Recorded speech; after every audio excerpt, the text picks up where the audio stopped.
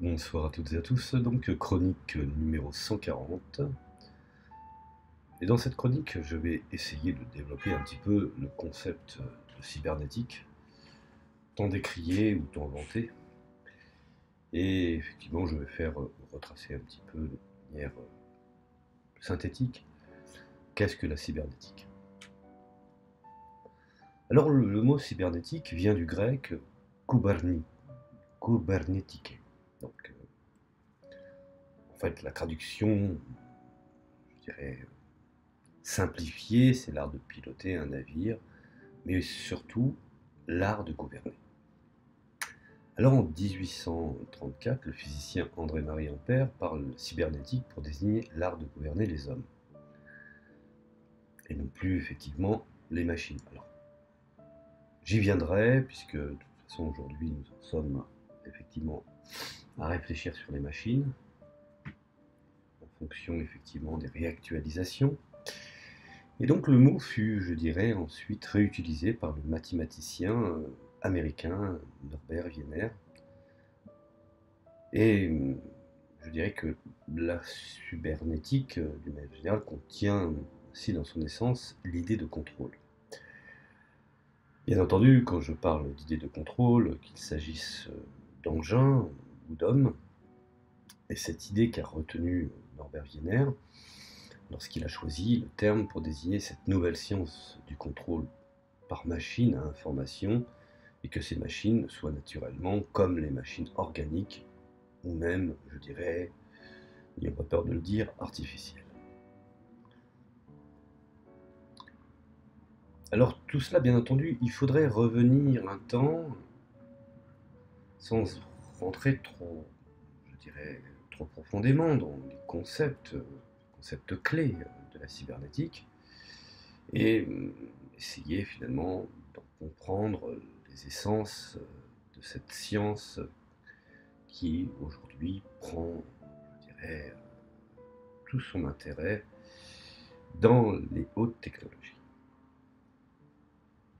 Alors il faudrait revenir à la conférence Massy, à la naissance de la cybernétique, et il est important, je dirais, de noter le contexte dans lequel ces conférences sont nées.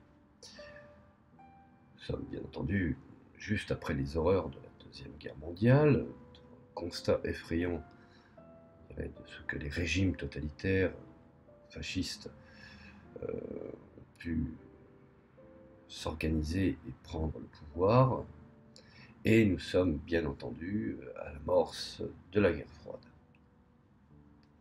Alors la Josiah Massey Foundation organise à New York, à l'initiative du neurologue Warren McCulloch, des conférences dites conférences de Massey, après une, je dirais, première conférence de 1942, et elles eurent lieu à intervalles réguliers de 1946 jusqu'à 1953.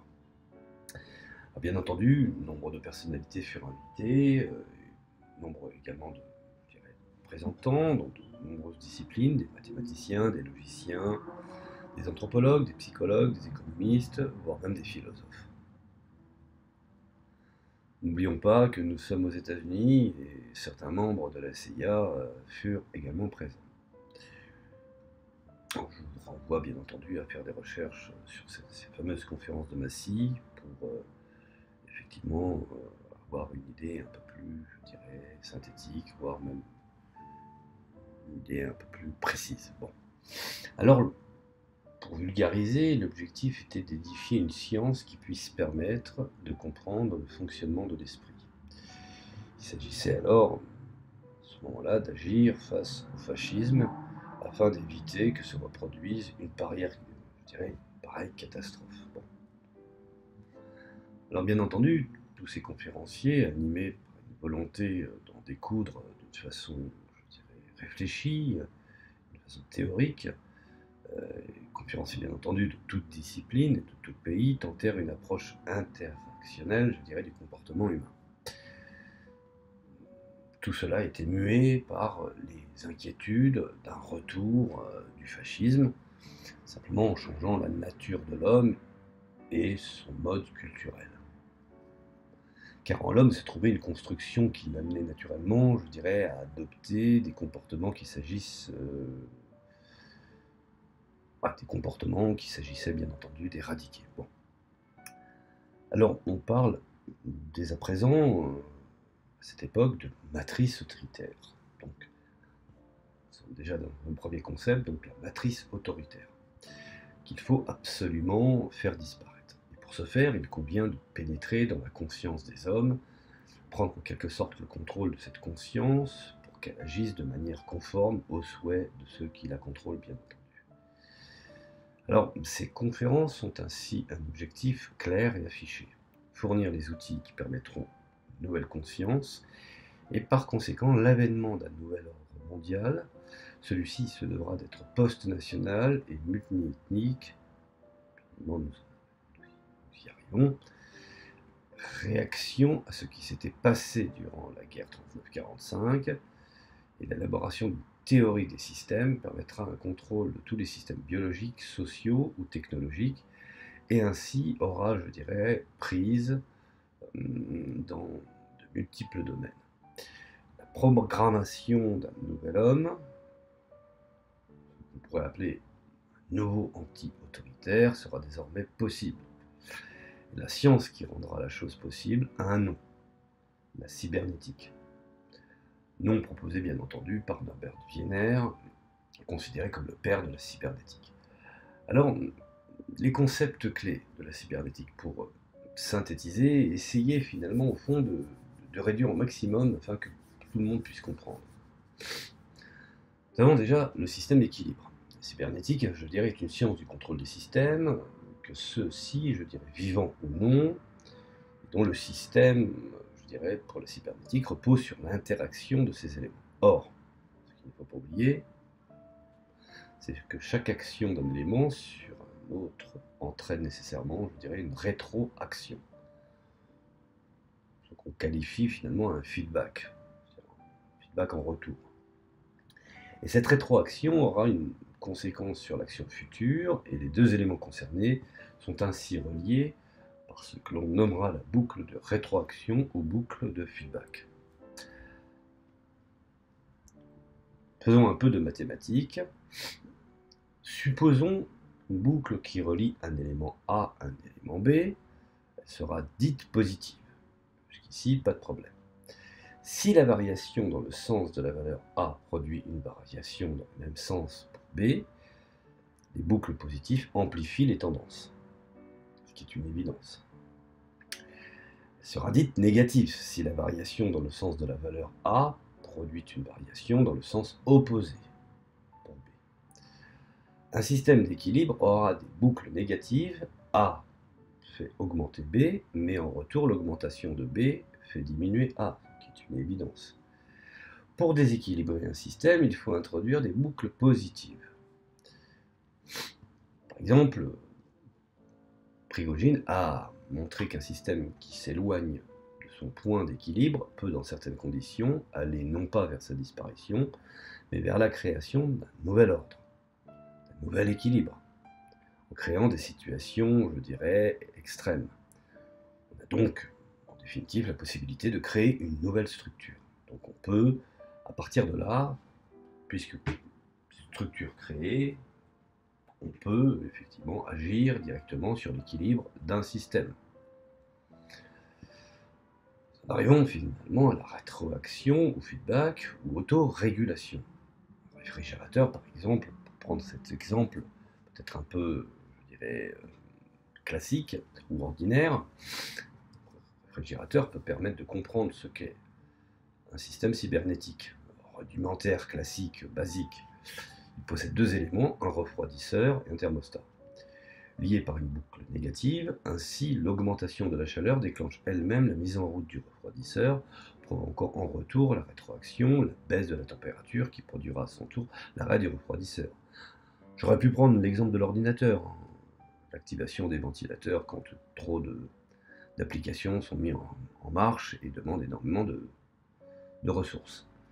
Alors, ce système cybernétique s'autorégule, est équilibré, une tendance, je dirais dans un sens, il crée les conditions de la tendance inverse.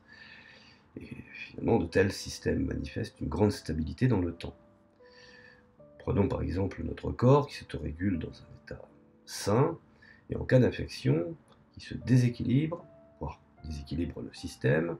Je vous renvoie au livre de L'homme saint inconnu d'Alexis Carrel, qui est un livre très très intéressant, qui allie effectivement la maladie dans un corps et le phénomène de maladie dans une société. Une sorte d'étude comparative fort intéressante.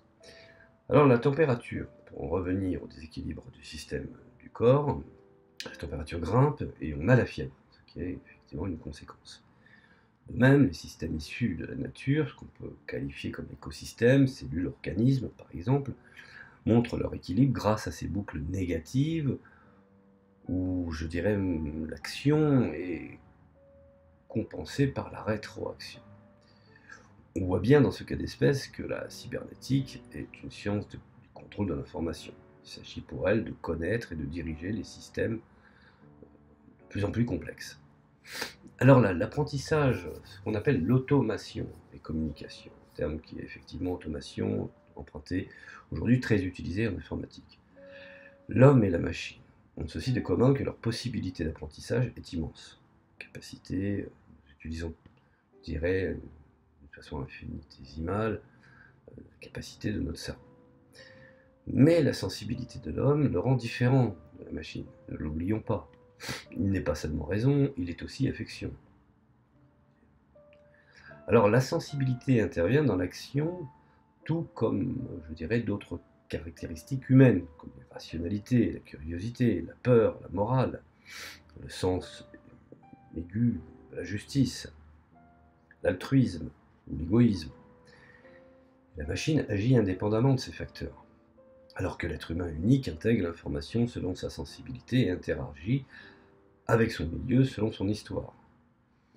Bien entendu, le nouvel ordre mondial n'est guère compatible avec un être si singulier, soyons honnêtes.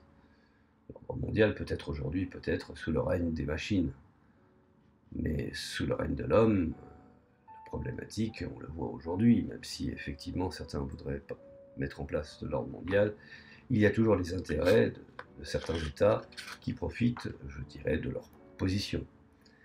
Alors, la machine, selon Wiener, est porteuse d'une mutation capable du meilleur comme du pire.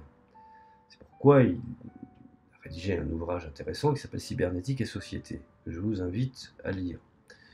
L'édition Folio, accessible, modeste somme d'une dizaine d'euros. Enfin, c'est un livre qu'il faut quand même lire puisqu'elle est l'amorce finalement de la société aujourd'hui, de la société des hautes technologies, effectivement, de l'AI en devenir, et du transhumanisme.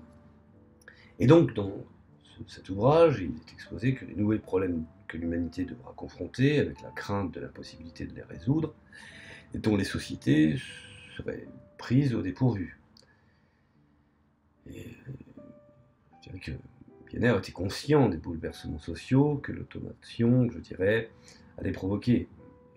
En vain, il a cherché à alerter les autorités politiques et les syndicats sur les risques de chômage généralisé qu'une automation sauvage de l'industrie, par exemple, ne manquerait pas de provoquer. Wiener avait bien compris que la cybernétique était un outil redoutable qui pouvait être mis dans certaines mains et utilisé au service, je dirais, du totalitarisme, ceux-là même qui, à l'origine, devaient le combattre.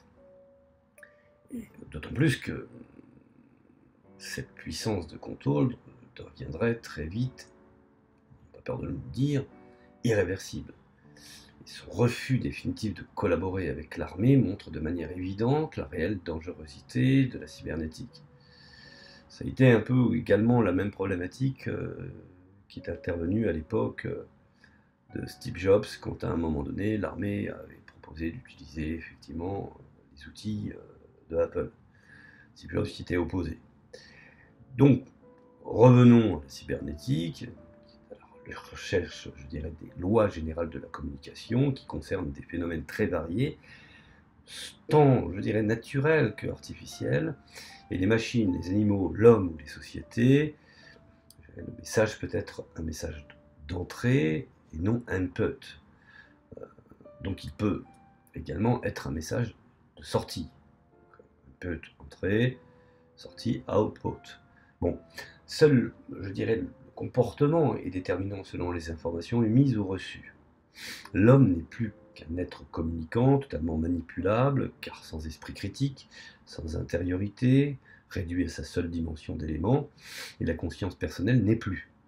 Il n'est donc plus maître du lien qui l'unit à la société et qui devient alors un système complexe manipulable et dont il n'est qu'un élément. Une véritable manipulation des cerveaux est alors envisagée et même, je dirais, au fond réalisée. Je vous renvoie également au livre intéressant de Serge Chakotine sur le viol des foules par la propagande politique et dont une multitude de travaux pavloviens sont, je dirais, notés ou notifiés à l'intérieur de l'ouvrage, fort intéressant, comme le conditionnement du chien, schéma classique et connu.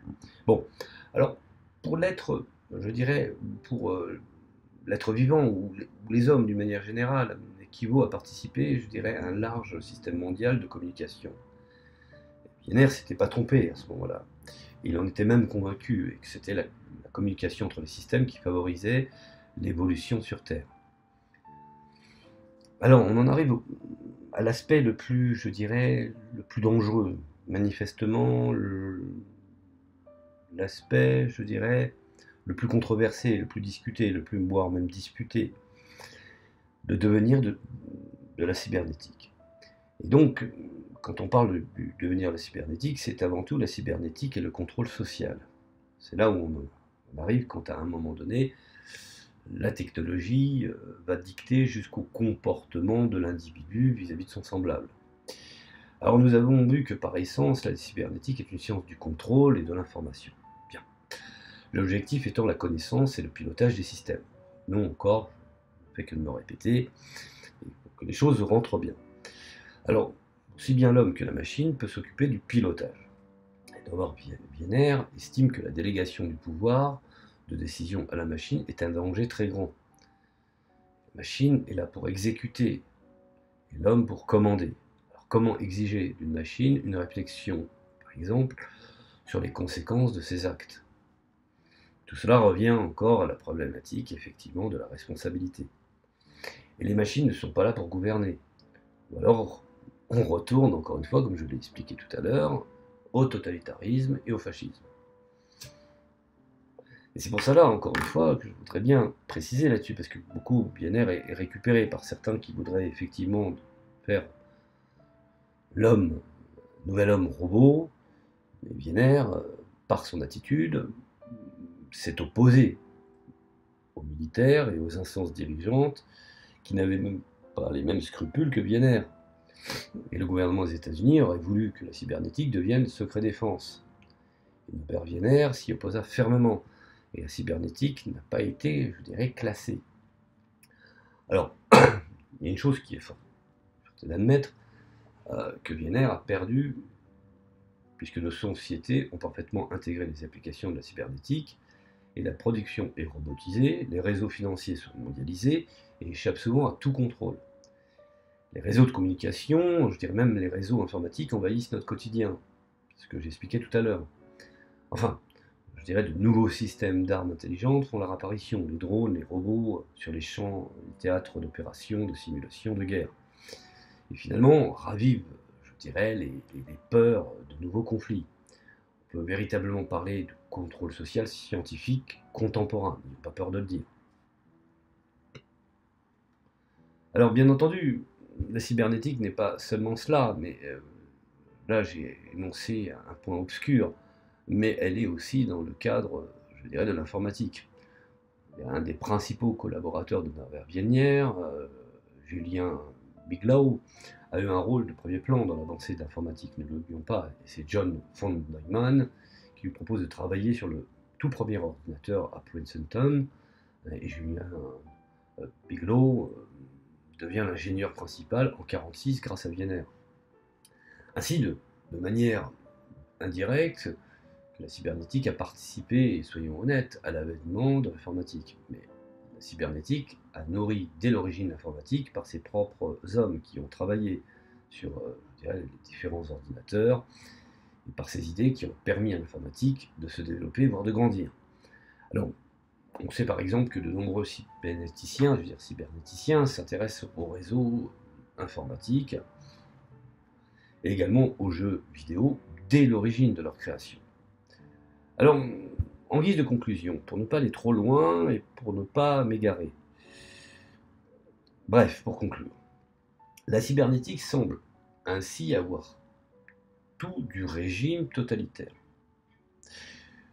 Tout est sous contrôle, pas de libre arbitre, que des systèmes maîtrisés, et l'idée de cybernétique, l'art science de la gouverne, peut s'intégrer et se transformer en cybernétique, je dirais art science de piloter ensemble, où la communication n'est plus qu'un outil de la commande, mais une forme symbolique complexe d'organisation. Bien entendu, certains, comme par exemple Edgar Morin, ont essayé de parler de concept de démocratisation de la cybernétique, bien que ce dernier a compris effectivement cette perception de la possibilité, de la tentation de son essence totalitaire. Alors, bien entendu, cela nous amène au transhumanisme. Mais cela est une autre histoire. Je ferai une autre chronique sur le transhumanisme et sa relation à la cybernétique. Je vous remercie de m'avoir écouté et je vous dis à la prochaine chronique.